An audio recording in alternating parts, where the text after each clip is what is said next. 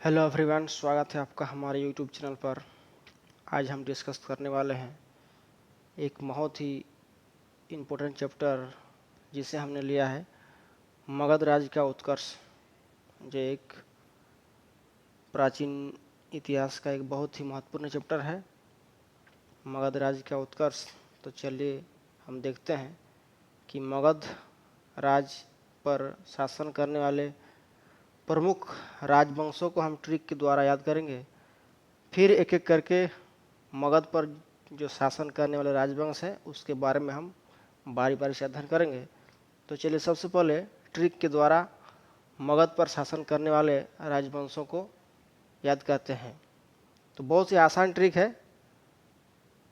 है हसीन मशूक शाह। हसीन मशूक शाह बहुत ही इंपॉर्टेंट ट्रिक है। हसीन मशूक शाह।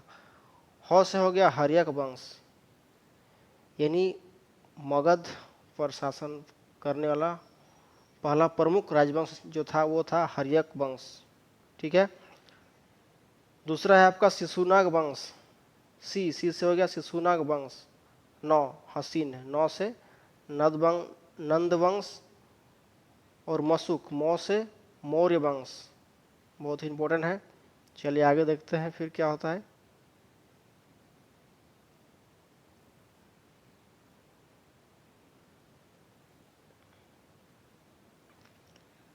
मौर्य वंश हमने पढ़ा। आगे है आपका सु से हो जाएगा फिर आपका सुंग वंश। क से कण्व वंश और सा से सातवाहन वंश। फिर से एक बार रिकॉल कर लेते हैं। चलिए देखते हैं। हसीन मशूक शाह, क्या ट्रिक था? हसीन मशूक शाह। ह से हो गया आपका हर्यक वंश। सी से शिशुनाग वंश।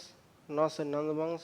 म से मौर्य वंश। सु से सुंग वंश और क से कण्व वंश और सा से सातवाहन वंश। हसीन मशूक शाह आपको याद रखना है, इसी में सारा हो जाएगा। देखिए हसीन मशूक शाह, हर्यक वंश, शिशुनाग वंश, नंद वंश, मौर्य वंश, सुंग वंश, कण्व वंश और सातवाहन वंश। एक बार इस ट्रिक को याद रख लें, हसीन मशूक शाह, फिर ये वंश आपको आसानी से याद हो जाएंगे। चलिए आगे बढ़ते हैं। आगे हम लोग चलेंगे मगध पर शासन करने वाले के बारे में हम लोग एक एक करके अध्ययन करेंगे। तो मगध की सबसे प्राचीन वंश का संस्थापक था वो बृहद्रथ था। मगध के सबसे प्राचीन वंश का संस्थापक कौन थे? बृहद्रथ थे। उसकी राजधानी गिरिब्रज थी। गिरिब्रज मतलब जो वर्तमान में अभी राजगीर है, उसको पहले गिरिब्रज कहा जाता था। यानी उस समय राजगृह नामकरण नहीं हुआ था, राजगृह शहर बना नहीं था, उससे पहले क्या था? गिरिब्रज था। चलिए आगे देखते हैं। बृहद्रथ का पुत्र जरासंध था। जरासंध के बारे में आपने जाना होगा। जरासंध जो था वो बृहद्रथ का पुत्र था। बृहद्रथ का पुत्र जरासंध था, जिसे आप महाभारत काल में पढ़े होंगे, जरासंध जिसको भीम ने मारा था। आगे बढ़ते हैं कि हर्यक वंश के संस्थापक बिंबिसार मगध की गद्दी पर 544 ईसा पूर्व बौद्ध धर्म ग्रंथों के अनुसार बैठा था। यानी कि हर्यक वंश का जो वास्तविक संस्थापक माना जाता है वो बिंबिसार को ही माना जाता है, जो 544 ईसा पूर्व मगध की गद्दी पर बैठते हैं। वह बौद्ध धर्म को मानने वाले थे। यानी बिंबिसार जो थे वो बौद्ध धर्म के अनुयायी थे। वह प्रथम राजा था जिसने प्रशासनिक व्यवस्था पर बल दिया। बिंबिसार ने ब्रह्मदत्त को हराकर अंगराज को मगध में मिला लिया। अंगराज जो आप सुनते हैं, जिसे दुर्योधन ने कर्ण को जो है मगध और अंगराज जो बनाया था, बिंबिसार ने ब्रह्मदत्त को हराकर अंगराज को मगध में मिला लिया। उसके बाद बिंबिसार ने राजगृह का निर्माण कर अपनी राजधानी बनाया। अभी आपने पढ़ा था कि गिरिब्रज। उसके बाद आपका आ गया कि बिंबिसार ने जो है राजगृह का निर्माण करवाया और अपनी राजधानी वहाँ पर बनाया। चलिए आगे देखते हैं। बिंबिसार ने मगध की गद्दी पर बिंबिसार ने मगध की गद्दी पर 52 वर्षों तक शासन किया। बहुत ही इंपॉर्टेंट है। महात्मा बुद्ध की सेवा के लिए राजवेद जीवक तथा अवंती के राजा प्रदोत को जब पांडुरंग हो गया था तब भी उसने उसकी सेवा के लिए राजवेद जीवक को भेजा था। राजवेद जीवक, ये प्रश्न बहुत बार आता है कि महात्मा बुद्ध की सेवा के लिए बिंबिसार ने किस वेद को भेजा था, तो याद रखना है राजवेद जीवक को भेजा था। बिंबिसार ने अपने पड़ोसी राज्यों के साथ वैवाहिक संबंध स्थापित कर अपने साम्राज्य को बढ़ाया था। बिंबिसार ने क्या किया था, अपने आस पड़ोस जो उसके पड़ोसी राज्य थे 16 महाजनपदों में, उसके आस पड़ोस में जितने भी राजा थे उसके साथ वैवाहिक संबंध स्थापित कर अपने साम्राज्य को बढ़ाने का काम किया था बिंबिसार ने। उसने कौशल नरेश प्रसन्नजित की बहन महाकौशला तथा वैशाली में चेटक की पुत्री चेलना तथा पंजाब की राजकुमारी क्षेमा से शादी की थी। जो उसके 4 दिशाओं में 4 जो प्रमुख राज्य थे उनके साथ उन्होंने वैवाहिक संबंध स्थापित किया और अपने राज्य को बढ़ाया। चलिए आगे देखते हैं। बिंबिसार की हत्या उसके पुत्र ने सन 493 ईसा पूर्व में कर दी तथा वह मगध की गद्दी पर बैठा। यहाँ पर ध्यान देने योग्य बात है कि बिंबिसार की हत्या जो है उसके पुत्र ने ही की। तो यहाँ सवाल उठता है कि कोई पुत्र अपने पिता की हत्या क्यों करेगा। तो यहाँ पर याद रखना है जो बिंबिसार जो था वो शादी पर शादी किया जा रहा था, बहुत शादी कर रहा था। यानी कि उसका पुत्र शादी योग्य हो गया था परंतु उसकी शादी ना करवा के खुद ही शादी करते हुए कर रहा था, बहुत शादी कर रहा था। शादी पे शादी करते जा रहा था। तब उसके पुत्र ने उसकी हत्या कर दी और खुद शादी किया और मगध गद्दी पर बैठा। अज्ञात शत्रु का उपनाम कुनिक था। यानी बिंबिसार का जो पुत्र था उसका उपनाम क्या था, कुनिक था। वह प्रारंभ में जैन धर्म का अनुयायी था, जैन धर्म को मानने वाला था। इससे पहले हमने पढ़ा बिंबिसार क्या था, जैन धर्म का अनुयायी था। उसने जो है महात्मा बुद्ध की सेवा के लिए राजवेद जीवक और उसके जो राजा थे पड़ोसी जो पांडुरंग से ग्रसित थे उनकी सेवा के लिए भी उन्हें राजवेद जीवक को भेजा था। राजा अवंती के राजा की सेवा के लिए राजवेद जीवक को भी भेजा था। चलिए आगे देखते हैं। उसका सेनापति यानी कि अज्ञात शत्रु का जो सेनापति था वो वर्षाकर था, वारस्कर या वर्षाकर। उसकी सहायता से उन्होंने वैशाली पर विजय प्राप्त की। यानी कि जो बिंबिसार ने जो वैवाहिक संबंध स्थापित किया था जब उसकी हत्या कर दी जाती है तो वहाँ पर जो है उन लोगों ने अपने अपने राज्य को वापस कर लिए थे और जो है संबंध बहुत खराब हो गया था। उसके बाद जो है अज्ञात शत्रु ने अपने सेनापति की सहायता से वैशाली पर विजय प्राप्त की, यानी कि वैशाली को उसने जीत लिया। अज्ञात शत्रु की हत्या उसके पुत्र, यहाँ पर देखिए, अज्ञात शत्रु की हत्या उसके पुत्र उदयन ने 461 ईसा पूर्व में कर दी और खुद गद्दी पर बैठा। यहाँ पर फिर देखिए बिंबिसार की हत्या उसके पुत्र अज्ञात शत्रु ने कर दी और अज्ञात शत्रु की हत्या उसके पुत्र उदयन ने कर दी। फिर से वही कहानी दोहराया गया। यानी कि जो उदयन था उन्होंने अपने पिता की हत्या कर दी। क्यों हत्या कर दी? जिस प्रकार बिंबिसार शादी पे शादी किया जा रहा था उसी प्रकार जो है अज्ञात शत्रु अपने पिता की राह पर चल रहा था, वो भी शादी पे शादी किया जा रहा था। उसका पुत्र शादी योग्य हुआ था फिर भी वो शादी योग्य अपने शादी करने में मस्त था, तब उसके पुत्र ने भी उसकी हत्या कर दी। इसलिए इस वंश को पितृहंता वंश भी कहा जाता है, पितृहंता वंश। उदयन ने पाटलिपुत्र उदयन ने पाटलिपुत्र की स्थापना की। उदयन ने क्या की? पाटलिपुत्र की स्थापना की। वह जैन धर्म का अनुयायी था। उदयन जो था वो जैन धर्म का अनुयायी था। लेकिन उदयन ने वह गलती नहीं की जो गलती बिंबिसार अज्ञातशत्रु ने किया। वो गलती उदयन ने नहीं की। उसने अपने पुत्र का विवाह बहुत जल्दी करवा दिया, ताकि उसको लग रहा था कहीं ना कहीं हमारे वंश में जो है अपने पिता की हत्या करने का प्रचलन चल पड़ा है, इसलिए उसने डर से अपने पुत्र का विवाह बहुत जल्दी करा दिया था। इसलिए उसके पुत्र ने उसकी हत्या नहीं की थी। हर्यक्ष वंश का अंतिम राजा उदयन का पुत्र नागदशक था। ठीक है। नागदशक की हत्या कर उसके सेनापति शिशुनाग ने 412 ईसा में मगध में शिशुनाग वंश की स्थापना की। यहाँ पर ध्यान देने की बात है कि जो नागदशक था वो नागदशक जो था उसने सेनापति जो था उसको सेनापति था। किसका सेनापति था? हर्यक्ष वंश का जो उदयन है, उदयन के पुत्र नागदशक जो था उसका वो सेनापति था शिशुनाग। उसने उसकी हत्या कर शिशुनाग वंश की स्थापना की। शिशुनाग वंश, हसीन मसुकसा। ठीक है, याद रखना है। उसके बाद है जो शिशुनाग ने अपनी राजधानी पाटलिपुत्र से हटाकर वैशाली में बनाई।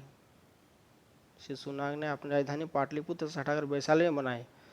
शिशुनाग का उत्तराधिकारी कालाशोक हुआ। कालाशोक, ठीक है, जिसके शासनकाल में द्वितीय बौद्ध संगति हुई थी। कालाशोक के शासनकाल में, ये आपको याद रखना है। उन्होंने पाटलिपुत्र को पुनः राजधानी बनाई। कालाशोक ने पाटलिपुत्र को पुनः राजधानी बनाई। शिशुनाग वंश का अंतिम राजा नंदीवर्धन था। शिशुनाग वंश जो उतना बड़ा राजवंश नहीं था, उसका अंतिम राजा नंदीवर्धन था। शिशुनाग वंश का समापन कर महापद्मनंद ने नंद वंश का शासन शुरू किया। इस प्रकार नंद वंश का संस्थापक महापद्मनंद हुआ। शिशुनाग वंश का समापन कर महापद्मनंद ने मगध पर नंद वंश का शासन शुरू किया।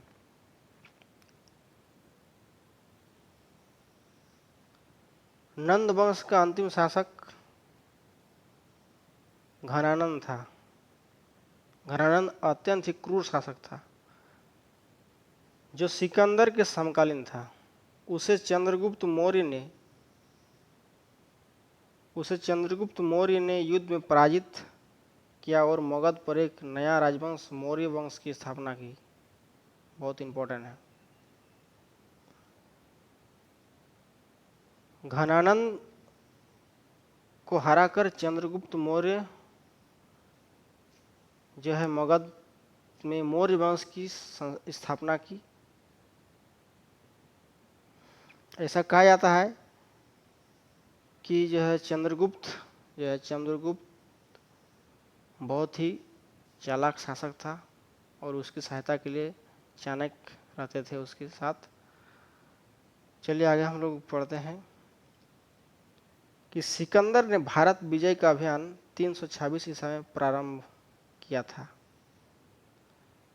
सिकंदर का सेनापति सेलुकस निकटर था। सिकंदर ने पंजाब के शासक पोरस को युद्ध में पराजित किया तथा उसे अपने साथ मिला लिया। सिकंदर जो था विश्व विजेता बनने के लिए वो निकल पड़ा था। उसी क्रम में भारत अभियान उसने 326 ईसा में शुरू किया था और वह जो है पंजाब प्रांत तक पहुंच गया था। वहां के राजा पोरस को उसने युद्ध में पराजित किया और अपने साथ मिला लिया। उस वक्त जो है प्राचीन तक्षशिला विश्वविद्यालय का शिक्षक जो था वो चाणक्य था। चाणक्य वो सब कुछ देख रहा था वहाँ की स्थिति को, और उसने जब यह स्थिति देखी तो वह घनानंद से मिलने गया मगध। उसने उसकी बात ना मानी। उस वक्त जो है घनानंद जो है ऑर्केस्ट्रा देख रहे थे और उसने जो है चाणक्य को उसकी चोटी पकड़ा कर घिसट घिसट के उसको निकलवा दिया अपने राज्य से। मतलब ये फालतू की बात करने यहाँ पे कौन आ गया मूर्ख। तब घरानंद ने कहा कि देख लूंगा, तुझे छोड़ूंगा नहीं। तब उसके सेनापति ने उसे आदेश दिया कि इसको फांसी पर लटका दो। तब उस क्रम में उसने एक बच्चे ने उसे बचाया जिसका नाम चंद्रगुप्त मौर्य है। चंद्रगुप्त मौर्य है। चंद्रगुप्त को सिकंदर की सेना, तब क्या किया उसने, चंद्रगुप्त को सिकंदर की सेना में घुसाया। किसने? चाणक्य ने। और बहुत ही चालाकी से जहर वगैरह मिलाकर सेना को मारने की, सेना जो है उनके मरने लगे, डायरिया फैल गया, कोई कुछ व्यक्ति अंधे हो जा रहे थे, उसकी सेना में हाहाकार मच गया। चूंकि चाणक्य जो थे ब्राह्मण थे, उसने सिकंदर से मिलकर कहा था, सिकंदर से कहा था कि ब्यास नदी की उस पार जो भूमि है यानी भारत की भूमि, वो देवभूमि है, वहां जाने से आपकी सेना और आपका विनाश हो जाएगा। कुछ सैनिक अंधे हो गए थे और कुछ विकलांग हो रहे थे। तब उनकी सेना ने ब्यास नदी को पार करने से इनकार कर दिया। एक अफवाह फैल गई कि जो ब्राह्मण कर रहा था वो वास्तव में सही है। व्यास नदी के उस पार जो भूमि है वो देवभूमि है, उधर जाने से हम लोग का विनाश हो जाएगा। क्योंकि वो चंद्रगुप्त जो था उसकी सेना में मिला हुआ था, सेना के बेस में, और खाने में जहर वगैरह जड़ी बूटी जो मिला रहा था, जिससे कुछ व्यक्ति अंधे हो जा रहे थे, कुछ विकलांग हो जा रहे थे, किसी को हैजा हो गया, किसी को डायरिया हो गया। इस तरह का अफवाह फैल गया कि वास्तव में सही है। उस समय पोस्टमार्टम का कोई रूल नहीं था, इसलिए उसकी सेना ने जो है ब्यास नदी को पार करने से इनकार कर दिया।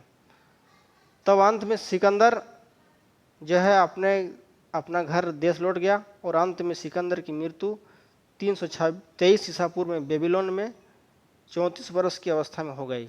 इस प्रकार जो है सिकंदर भारत से लौट जाता है और उसकी मृत्यु हो जाती है। चलिए आगे हम लोग पढ़ते हैं।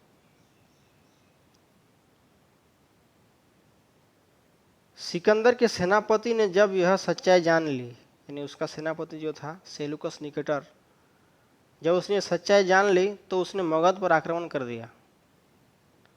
चंद्रगुप्त मौर्य और सेलुकस निकेटर के युद्ध में चंद्रगुप्त विजय हुआ और उसने सेलुकस निकेटर की पुत्री कार्नेलिया से विवाह कर लिया। चलिए जानते हैं इस युद्ध में क्या हुआ था। सेलुकस निकेटर को जो पता चला कि ये जब है बकवास है, कोई देवभूमि नहीं है, कुछ भी नहीं है, ये चालाकी के द्वारा हम लोग की सेना में कोई घुसा हुआ था, जहर वगैरह मिला के हम लोग को मार रहा था, तो क्यों ना इस पर आक्रमण किया जाए। तो सेलुकस निकेटर जब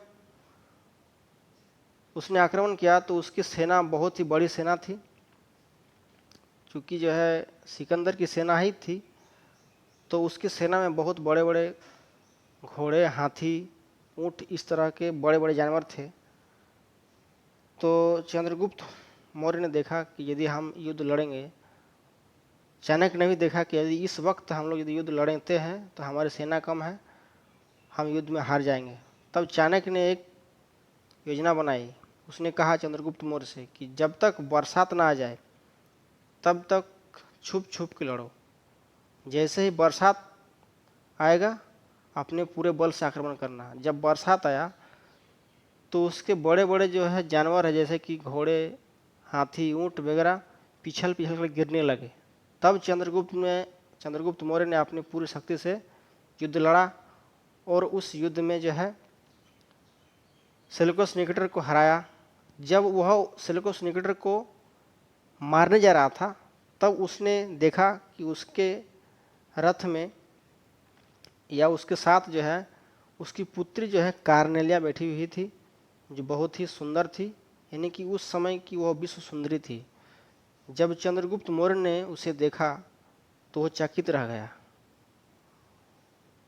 और चंद्रगुप्त ने कहा यदि आप अपनी पुत्री का विवाह हमसे करते हैं तो मैं आपको जीवन दान दूंगा। इस प्रकार उसने यह संधि स्वीकार कर ली और चंद्रगुप्त मौर्य के साथ अपनी पुत्री कार्नेलिया का विवाह किया। और तब सेलुकस निकेटर ने काबुल, कंधार, हेरात, मरकान चंद्रगुप्त मौर्य को दहेज में दे दिया, यानी कि पूरा अफगानिस्तान, पाकिस्तान जो है वो दहेज में दे दिया चंद्रगुप्त मौर्य को। और चंद्रगुप्त मौर्य ने उसे 500 हाथी उपहार में दिया। 500 हाथी जो है उसको उपहार में दे दिया। और सेल्यूकस निकेटर ने एक राजदूत मेगास्थनीज को चंद्रगुप्त मौर्य के दरबार में भेजा था, जो उसकी पुत्री का हालचाल और देखरेख के लिए गया था। मेगास्थनीज को चंद्रगुप्त के मौर्य के दरबार में भेजा था, जो अपनी पुत्री का हालचाल जानना, उसकी देखरेख करना के लिए रखा था। मेगास्थनीज द्वारा लिखित पुस्तक इंडिका थी। मेगास्थनीज के द्वारा लिखित पुस्तक क्या है? इंडिका थी। आगे देखते हैं।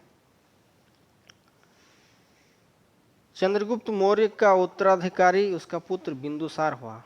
चंद्रगुप्त मौर्य का जो पुत्र है उसका उत्तराधिकारी उसका पुत्र कौन है? बिंदुसार, जो मगध की गद्दी पर 298 ईसा पूर्व में बैठा था। बिंदुसार का जन्म आयुर्वेदिक पद्धति के ऑपरेशन के द्वारा हुआ था, यानी कि जब वो जन्म ले रहा था तो उसकी माता का प्रसव में बहुत ही समय लग गया था, वो प्रसव नहीं कर पा रही थी। तब वैद्यों ने उसका आयुर्वेदिक पद्धति के द्वारा ऑपरेशन कर उसके पेट को फाड़ कर उसे निकाला था, और उसके जो है माथे पर एक बिंदु दे दिया था, जिस कारण उसे बिंदुसार उसका नाम पड़ा था। आपको याद रखना है बिंदुसार का नाम क्यों पड़ा था। उसके माथे पर जो है चिकित्सकों ने, यानी कि जो आयुर्वेदिक चिकित्सक थे, उन्होंने उसे उसके माथे पर बिंदु का चिन्ह दिया था, इसलिए उसका नाम बिंदुसार पड़ा। बहुत ही इंपॉर्टेंट है। बिंदुसार को अमित्र घात के नाम से भी जाना जाता है। अमित्र घात का अर्थ होता है शत्रु विनाशक। वायु पुराण में बिंदुसार को भद्रसार कहा गया है। वायु पुराण में बिंदुसार को भद्रसार कहा गया है। बिंदुसार के दरबार में डायमेकस नामक राजदूत रहता था। डायमेकस, जिसे मेगास्थनीज का उत्तराधिकारी माना जाता था। देखिए, चंद्रगुप्त मौर्य के दरबार में कौन रहता था? सेल्यूकस निकेटर, जो युद्ध हुआ था उसके साथ मेगास्थनीज रहता था उसके राज दरबार में। और जो है बिंदुसार राज दरबार में डायमेकस जिस रहता था, जिसे मेगास्थनीज का उत्तराधिकारी माना जाता है। बिंदुसार के दो पुत्र हुए। पहला पुत्र जो है सुसीम और छोटा पुत्र अशोक। बहुत यहाँ पर इंपॉर्टेंट हिस्ट्री है। चलिए आगे देखते हैं। बिंदुसार के शासनकाल में तक्षशिला में एक विद्रोह हुआ।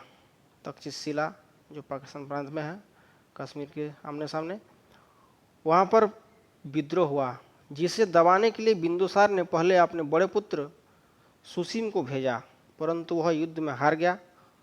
वहाँ के लोगों ने उसे भारी बेइज्जती किया और उसे वहाँ से भेज दिया। तब उसने अशोक को भेजा और अशोक ने वहाँ तबाही मचा दी और वह वहाँ पर सफल हुआ। अशोक ने अपने 100 भाइयों की हत्या कर मगध की गद्दी पर बैठा था। यहाँ पर इंपॉर्टेंट है कि अशोक ने जो है अपने 100 भाइयों की हत्या कर मगध की गद्दी पर बैठा। यहाँ पर सवाल उठता है कि उसके 100 भाई कैसे हुए। हम तो अभी जानते हैं कि जो है उसके दो ही पुत्र, सुसीम और अशोक। बिंदुसार का 2 पुत्र था, सुसीम और अशोक। लेकिन यहाँ पर बता रहा है कि 100 भाइयों की हत्या किया। तो यहाँ पर याद रखना है कि उसके 100 भाई नहीं थे। जब बिंदुसार राजा बनने वाला था तो उस वक्त जो है, माफ कीजिए, बिंदुसार नहीं, बिंदुसार के बाद जो है सुसीम जो उसका बड़ा पुत्र था वो राजा बनने की चाह रहा था। उस वक्त क्या हुआ, बिंदुसार जो था उसके उभी आस पड़ोस में उसका बहुत सारे औरतों के साथ, मान लीजिए आज यहाँ गया वहाँ गया, जहाँ पर निवास करता था उन लोगों से उसका अवैध संबंध था। इस प्रकार वो जहाँ जहाँ निवास के वहाँ पर उसके अवैध पुत्र थे। तो उन्होंने भी अपनी दावेदारी पेश की और कहा कि हमको भी छोटा छोटा जो है राज्य है, जो गांव है, वहाँ का सरदार या उस राज्य का राजा हमको बनाओ। इस प्रकार कुल जो है 99 लोगों ने दावेदारी पेश की कि जो है बिंदुसार जो था हम लोग का भी पिता है। तब अशोक ने क्या किया, पूरी चालाकी से सभी को निमंत्रण दिया कि आप आओ मगध पर, हम लोग बैठेंगे, बैठकर डिस्कस करेंगे और क्या होगा क्या नहीं होगा आगे की रणनीति पर चर्चा करेंगे। और उन्होंने वो उस लोग को निमंत्रण किया और उसे बताया कि आप अपनी सेना के साथ नहीं, ऐसे ही आए बिना अस्त्र के साथ, यहाँ केवल मीटिंग वगैरह होगा। तो उन लोग ऐसे ही आए थे। तो उस जो है बैठक में उसने अशोक ने सारे 99 जो उसके पुत्र भाई थे उन लोग की उसने हत्या कर दी, उससे गर्दन काट दिया। और जब अंत में सुसीम ने कहा कि नहीं अब हम राजा बनेंगे, तब उसका भी गर्दन उसने काट दिया। इस प्रकार उसने 100 भाइयों की हत्या की जो वास्तव में उसके भाई नहीं थे, एक तरह से भाई ही थे लेकिन अवैध भाई थे। तो 100 भाइयों की हत्या कर वह गद्दी पर बैठा। अशोक 269 ईसा पूर्व मगध की गद्दी पर बैठा था। राजगद्दी बैठने से पूर्व अशोक अवंती का राज्यपाल था। तो हमने आज अवध पर मगध जो था उस पर शासन करने वाले विभिन्न राजवंशों को पढ़ा। तो अभी हम अशोक तक पहुँचे हैं, आगे इसका नेक्स्ट वीडियो बनेगा। यदि आपको ये वीडियो अच्छा लगा है तो लाइक करें और हमारे चैनल को सब्सक्राइब करें ताकि आने वाले वीडियो का जो है नोटिफिकेशन आपको तुरंत मिल जाए। ये वीडियो देखने के लिए आपका बहुत बहुत धन्यवाद। जोहार।